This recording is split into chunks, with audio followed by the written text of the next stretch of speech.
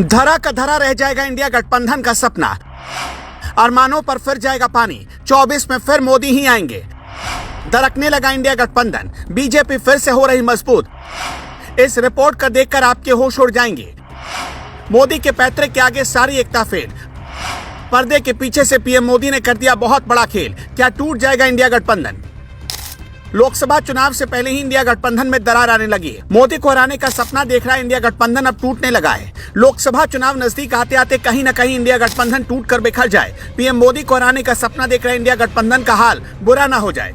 India गठबंधन के सारे अरमानों पर पानी फिरने वाला है और इसके संकेत मिलने वाले हैं। आज हम इस रिपोर्ट में कुछ बड़े खुलासे करने जा रहे हैं कि आखिर प्रधानमंत्री नरेंद्र मोदी हारते क्यों नहीं, मोदी अजय क्यों है, उन्हें हराना नामुमकिन क्यों है, उनके गुगली के आगे विपक्ष का सारा प्लान क्यों फेल हो जाता है। सब कुछ हम आपको इस रिपोर्ट में बताएंगे। उससे पहले ये जान लेते हैं कि इंडिया गठबंधन में दरार क्यों पड़ती दिखाई दे रही है। हर बार जब भी चुनाव होता है और मोदी प्रधानमंत्री के उम्मीदवार होते हैं तब विपक्ष कोई ना कोई गठबंधन बनाता है। 2014 में बना, 2019 में बना और अब 2024 में भी बन रहा है। दरअसल देश के 5 राज्यों में विधानसभा चुनाव होने वाले हैं। मध्य प्रदेश चुनाव में ही लोकसभा चुनाव में तैयार किया गया विपक्षी गठबंधन ढीला पड़ता दिखाई दे रहा है। इसका कारण है कि एमपी चुनाव में पहले समाजवादी पार्टी और अब जेडीयू ने अपने कैंडिडेट उतार दिए जो सीधे अपने गठबंधन के साथ कांग्रेस के खिलाफ चुनाव लड़ेंगे। लोकसभा चुनाव के लिए सभी विपक्षी दलों को जैसे तैसे जिस गांठ में बांधने की कोशिश की जा रही है वो हाल फिलहाल में तो हो रहे मध्य प्रदेश चुनाव में ही खुलती दिखाई दे रही है। अब इंडिया गठबंधन की एकता पर संदेह इसलिए हो चला है क्योंकि जिस तरह से पहले समाजवादी पार्टी ने मध्य प्रदेश चुनाव में अपने उम्मीदवार उतारकर कांग्रेस को तेवर दिखाए थे, उसी तरह नीतीश की जेडीयू ने एमपी चुनाव में अपने 5 कैंडिडेट की लिस्ट जारी कर दी। दरअसल जनता दल ने मध्य प्रदेश में विधानसभा चुनाव के लिए अपने 5 उम्मीदवारों की सूची जारी कर दी। जेडीयू की सहयोगी कांग्रेस मध्य प्रदेश में भारतीय जनता पार्टी भाजपा से सत्ता छीनने की कोशिश कर रही है। जेडीयू के राष्ट्रीय महासचिव आफाक अहमद खान के एक बयान के अनुसार मध्य प्रदेश विधानसभा चुनाव के लिए पार्टी की तरफ से जारी ये पहली सूची है। मध्य प्रदेश में 17 नवंबर को 230 सीटों के लिए मतदान होगा। अब इस चुनाव में कांग्रेस के ही गठबंधन साथी जेडीयू के उम्मीदवार कांग्रेस के ही कैंडिडेट के वोट काटेंगे।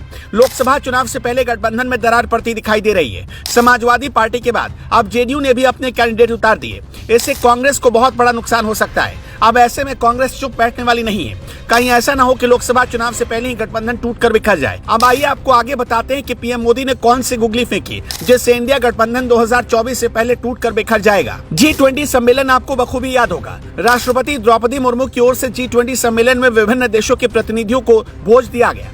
इस भोज में मुख्यमंत्री नीतीश कुमार प्रधानमंत्री नरेंद्र मोदी के साथ मुलाकात करते हुए दिखाई पड़े। तभी सियासी गलियारों में खूब हल्ला मचना शुरू हो गया। इधर इस मुलाकात के बाद केंद्र सरकार ने बिहार के लिए अपने खजाने का मुंह खोल दिया। छुट्टी वाले दिन यानी रविवार को अवकाश का दिन होने के बावजूद केंद्र सरकार ने बिहार के त्रिस्तरीय पंचायती राज संस्थाओं के लिए 1942 करोड़ रुपए आवंटित कर दिए। नीतीश कुमार की पीएम मोदी से बढ़ती नजदीकियों से आप खुद ही अंदाजा लगा सकते हैं कि पीएम मोदी ने आगामी लोकसभा चुनाव 2024 के लिए क्या रणनीति तैयार की है। 2024 आते आते पीएम मोदी के गुगली में सारा विपक्ष फंसकर फेल हो जाएगा। उसकी शुरुआत मध्य प्रदेश से हो चुकी है और सिर्फ यही नहीं, बीते दिनों असल में सीएम नीतीश कुमार चंपारण में स्थित सेंट्रल यूनिवर्सिटी के कार्यक्रम में हिस्सा लेने गए। वहां उन्होंने उस यूनिवर्सिटी के दीक्षांत समारोह में पीएम मोदी की काफी तारीफ की।